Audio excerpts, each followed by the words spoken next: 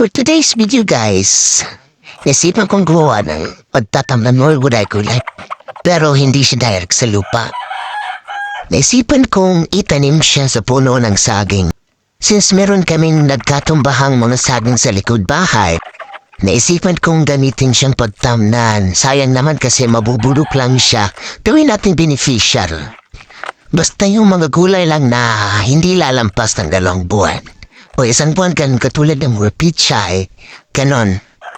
Tsaka yung mga gulay naman na yan eh mahilig sa tubig. Kaya naisipan kong dito magtanim kasi hindi ko na kailangan magdilig araw-araw para hindi hassle. Hindi na kailangan mag-i-give araw-araw para pandilig dyan. Meron na siyang sariling tubig. Pasensya na nga pala kayo guys sa mga nakasampay na bandejitas na yan kasi dual purpose yung garden namin. Sampayan at the same time, taniman. Disclaimer lang guys, hindi tayo expert sa pagtatanim.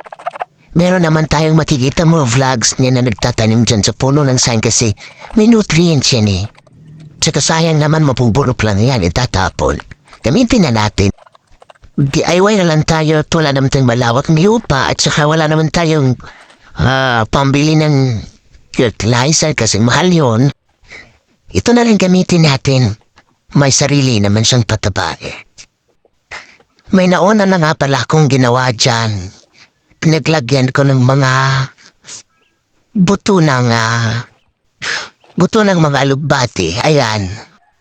Since napansin ko madaling tumubo yung mga alubati, kaya dyan ko siya inilagay. Kung dating ng 1 buwan eh, malalaki na yan, pwede na yan i-harvest. Yan nga pala yung tanim kong na native na talong yung maliliit na bilog. Yan sila.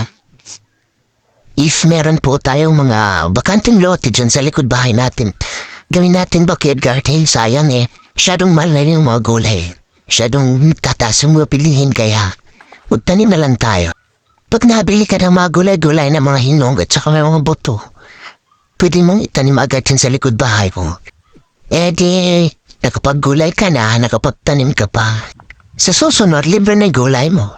Thank you for watching. God bless.